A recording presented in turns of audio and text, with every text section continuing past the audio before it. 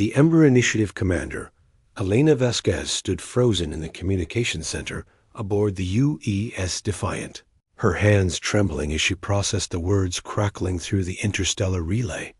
The voice of Admiral Chun Wei, transmitted from what remained of the Outer Rim defense grid, carried the weight of humanity's darkest hour. All remaining fleet commanders, this is Admiral Chun. The Krillian Empire has broken through our outer defenses. We've lost the Centauri blockade, the Vega stations, and New Sydney. The Admiral's voice cracked. Of our 400 ships, only 23 remain operational. The Krillians are advancing with over 800 vessels.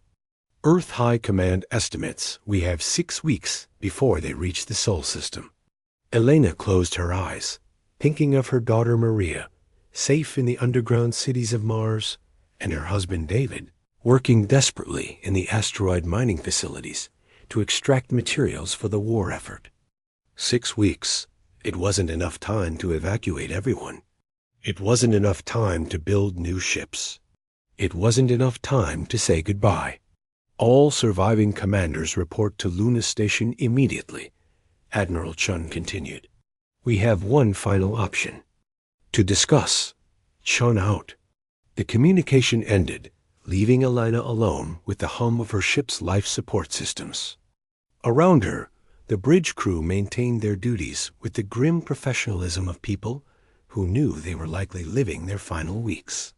Lieutenant Torres, her navigation officer, looked up from his console. Commander, shall I set course? For Luna Station? Yes, Lieutenant. Maximum speed. Elena straightened her uniform and walked to the captain's chair. If humanity was going to die, they would die fighting. 2 days later, Elena found herself in a briefing room deep within Luna Station, surrounded by the 22 other surviving fleet commanders. Some faces she recognized from the academy. Others were young officers promoted too quickly due to the massive casualties.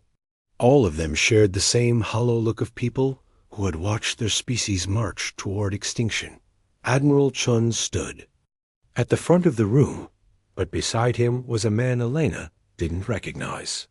Tall and thin, with prematurely gray hair and intense dark eyes, he wore the blue uniform of the engineering corps rather than fleet command. Commanders, Admiral Chun began, I want you to meet Dr. Marcus Chun, no relation, despite the name. Dr. Chun has been working on a project that was deemed too dangerous and too experimental for military approval. Given our current situation, dangerous and experimental might be exactly what we need. Dr. Chun stepped forward, his hands shaking slightly as he activated a holographic display. The image showed a ship unlike anything Elena had ever seen. Where human vessels were typically built for durability and firepower, this design seemed almost organic, with flowing lines and a strange crystalline core visible through translucent sections of the hull. For the past 3 years, my team has been working on what we call the Phoenix Protocol, Dr. Chun said, his voice gaining strength as he spoke about his work. We've thrown away every assumption about ship design and focused on one revolutionary concept. What if our ships could come back from the dead? Commander Sarah Rodriguez, captain of the UES Vengeance, leaned forward. What exactly do you mean by come back from the dead, Doctor? Dr. Chun's eyes lit up with the fervor of a scientist discussing his life's work. The Phoenix ships utilize quantum molecular resurrection technology. When a Phoenix ship is destroyed, nanoscale assemblers housed in the crystalline core survive. The explosion and immediately begin reconstructing the vessel from available matter in the surrounding space. Debris, asteroids, even enemy ship fragments become building materials. The room fell silent. Elena stared at the hologram, trying to process what she was hearing. How long does this resurrection process take? Approximately 4 minutes for a complete rebuild, Dr. Chun replied. The ship emerges with full armor, weapons, and life support. More importantly, The crew's quantum signatures are preserved within the core and reinstalled into new bodies during reconstruction. Commander James Park, a veteran of the Rigel campaigns, spoke up with skepticism clear in his voice. "Doctor, this sounds like science fiction. How do we know this technology actually works?" Dr. Chun nodded, as if expecting the question. "We've conducted 17 test resurrections over the past 6 months. Each time, the ship was completely destroyed by controlled explosions, and each time, it rebuilt itself perfectly. The longest test run involved destroying the same prototype 7 times in succession." Admiral Chun stepped forward. "The downside, commanders, is that we only have enough resources to build 12 Phoenix ships. Dr. Chun's team has been working in secret, funded by black budget allocations. These ships are untested in combat conditions, and we have no idea how they'll perform against Krillian weapons." Elena studied the holographic ship, her tactical mind already working through possibilities. If ships could resurrect themselves, entirely new battle strategies became possible. Suicide runs, kamikaze attacks, battles of pure attrition where humans could afford to lose while the enemy could not. "What about the crews?" asked Commander Lisa Thompson. "If we die and are reconstructed, are we still—" "You?" Dr. Chun's expression became more serious. "The quantum signature preservation technology maintains continuity of consciousness and memory. However, I cannot guarantee that the psychological impact of dying and being reborn won't affect crew performance. We simply don't have enough data." The room buzzed with quiet conversations as commanders discussed the implications with their neighbors. Elena found herself thinking about the battles they had lost. Human ships were outgunned, outnumbered, and outmaneuvered by Krillian technology. But if human ships could resurrect themselves... "I'll take one," Elena announced, standing up. The room fell silent. "The Defiant is old and damaged. If I'm going to die fighting for humanity, I'd rather die in a ship that can keep fighting after I'm gone." Commander Rodriguez stood up next. "Count me in, too. If there's even a chance this works, we have to try it." One by one, 12 commanders volunteered for the Phoenix Protocol. Dr. Chun looked both relieved and terrified as he realized his theoretical designs were about to be tested in the crucible of desperate combat. "Thank you," he said quietly. "Construction will take 5 days. The ships are being built in the hidden facilities on the far side of Luna. I pray to whatever gods might be listening that these ships will give humanity a fighting chance." 5 days later, Elena stood in the hangar bay, staring at the used Phoenix Alpha.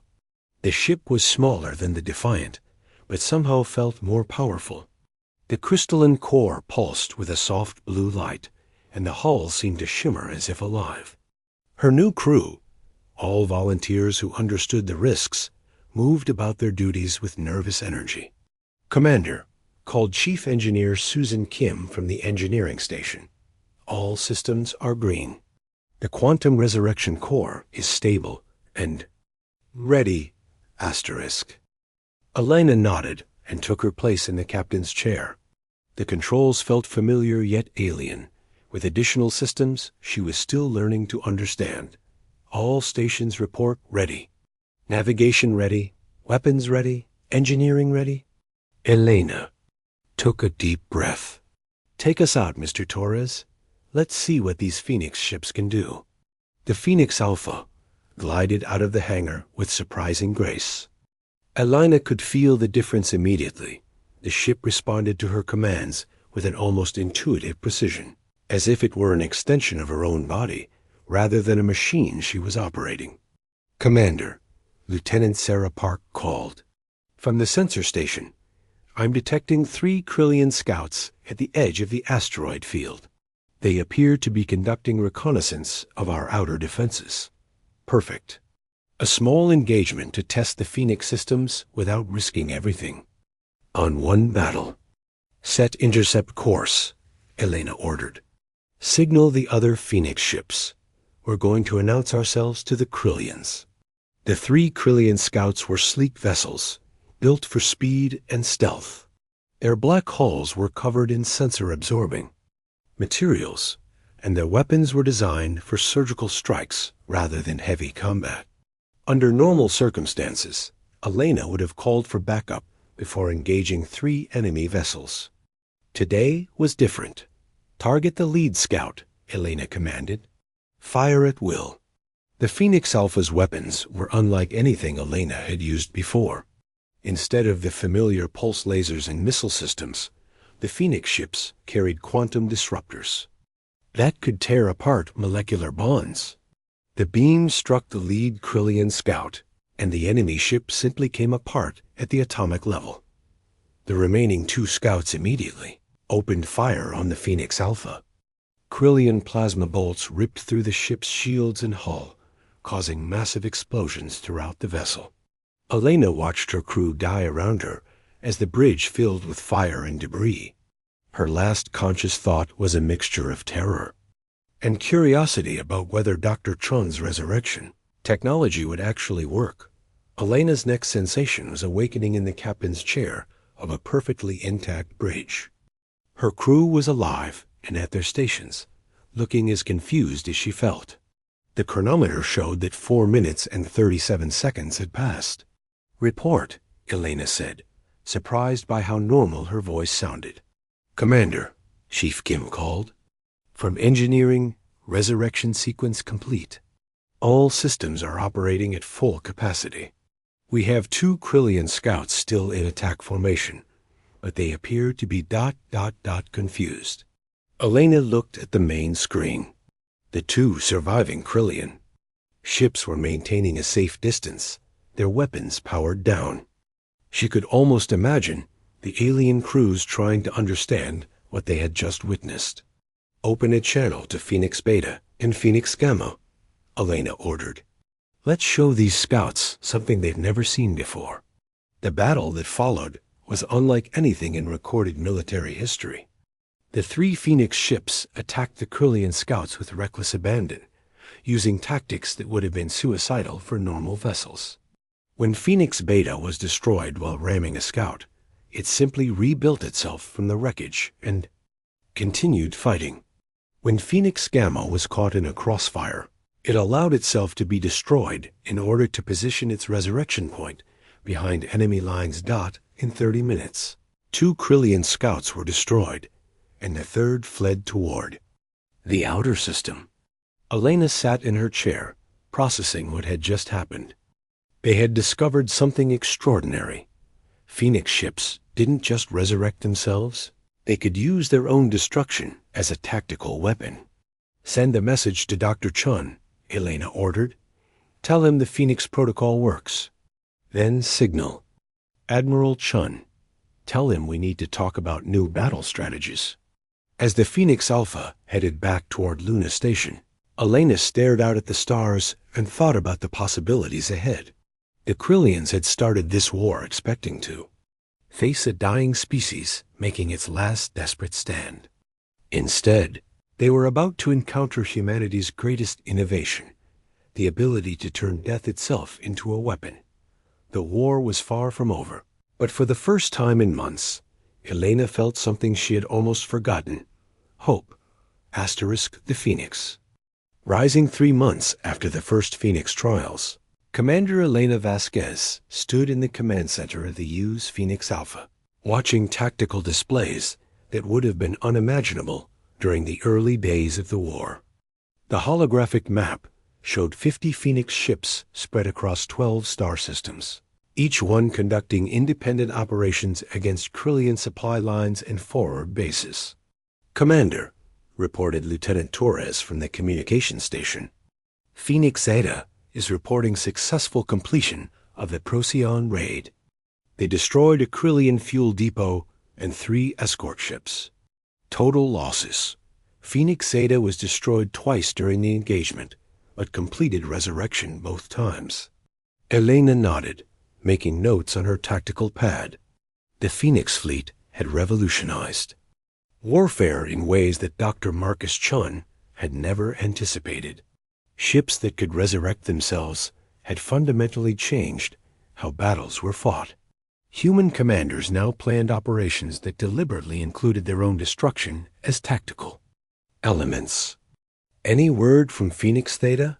Elena asked. "They've gone silent since the attack on the Kepler station," Torres replied. "Last transmission was 18 hours ago." Elena frowned.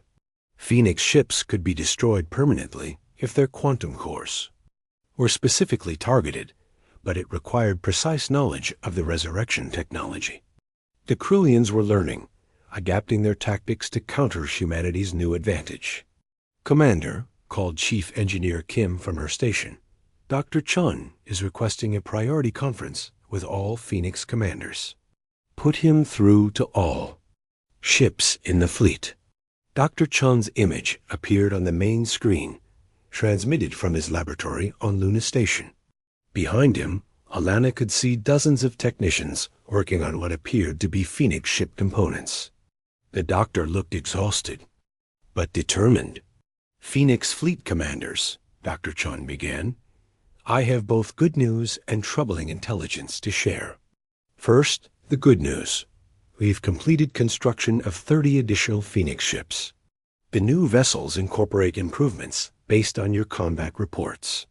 They resurrect faster, preserve crew memories more accurately, and their quantum cores are better protected." Elena felt a surge of hope. 80 Phoenix ships would be enough to seriously threaten Krillian operations throughout the sector. "The troubling news," Dr. Chun continued, "is that we've detected evidence that the Krillians have captured quantum core fragments from destroyed Phoenix ships. Our intelligence suggests they're developing countermeasures." Commander Rodriguez's voice came through the comm system from Phoenix Beta. "What kind of countermeasures, Doctor?" "Quantum disruption fields that could prevent resurrection entirely," Dr. Chun replied grimly. "If they succeed in deploying this technology, Phoenix ships would become permanently mortal again." Elena leaned forward in her chair. "How long do we have before they deploy these countermeasures?" "Our analysis suggests 4 to 6 weeks," Dr. Chun said, "which means we need to accelerate our timeline significantly." Admiral Chun's image joined Dr. Chun on the split screen. "Phoenix commanders, we've received intelligence about a critical Krillian asset. Their command ship, the Sovereign's Wrath. It's a massive vessel that coordinates all Krillian operations in this sector. If we can destroy it, we can cripple their entire invasion fleet." Elena studied the tactical data that appeared on her screen. The Sovereign's Wrath was unlike any ship she had encountered over 5 kilometers long, protected by defensive platforms and surrounded by an escort fleet of 200 vessels. "This mission will require the entire Phoenix fleet," Admiral Chun continued, "and it will require tactics that push the resurrection technology to its absolute limits." Commander Park's voice crackled through the communication system from Phoenix Delta. "Admiral, what exactly are you proposing?" "Operation Phoenix Rising," Admiral Chun replied. "We're going to destroy the Sovereign's Wrath using a coordinated mass resurrection attack. Every Phoenix ship will be destroyed simultaneously at specific coordinates around the target. When you resurrect, you'll appear inside their defensive perimeter with full weapons ready." Elena felt her breath catch. The plan was audacious beyond anything they had attempted. 80 ships deliberately destroyed and resurrected in perfect coordination, appearing inside an enemy formation like ghosts, materializing from death itself. "The risks are enormous," Dr. Chun headed. "If the resurrection timing is off by even a few seconds, the plan fails. If the Krillians have deployed quantum disruption technology, the entire fleet could be permanently destroyed. And if the quantum cores can't find sufficient matter for reconstruction, we all die permanently." Elena finished. "I understand, Doctor. But if we don't try this, humanity dies anyway." One by one, the other Phoenix commanders voiced their agreement. They had all lived through death and resurrection multiple times. They had learned that sometimes the only way to win was to be willing to lose everything. 2 weeks later, the entire Phoenix fleet assembled at the coordinates provided by intelligence. The Sovereign's wrath hung in space like a metallic city, its hull bristling with weapons and defensive systems. The escort fleet formed concentric circles around it, creating layers of protection that would be impossible for conventional ships to penetrate. All Phoenix ships, this is Phoenix Alpha, Elena broadcast to the fleet. Remember, we die together. We resurrect together. We win together. It's been an honor serving with all of you. The responses came back from 50 ships, acknowledgments, final messages to families, and expressions of determination to save humanity. Phoenix Fleet, Elena announced. Commence Operation Phoenix Rising. All ships, target the Sovereigns. Wrath, fire everything you have and ram their defensive platforms. See you on the other side. What followed was the most spectacular military engagement in human history. 50 Phoenix ships opened fire simultaneously on the Krillian command vessel, their quantum disruptors tearing through shields and armor. The Krillian escort fleet responded with overwhelming firepower, but the Phoenix ships didn't try to defend themselves. Instead, they flew directly into the enemy formation, using their hulls as weapons. Elena watched her bridge explode around her as Phoenix Alpha collided with a Krillian heavy cruiser. Her last sight before dying was the brilliant flash of 50 ships being destroyed simultaneously, their quantum cores spinning away into space like glowing seeds of rebirth. The resurrection was unlike anything Elena had experienced before.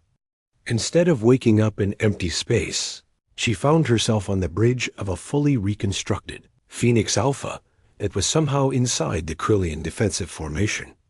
Around her, 49 other Phoenix ships materialized from quantum flux, their weapons already charging. All ships fire at will, Elena commanded. The Battle of the Sovereign's Wrath lasted 17 minutes.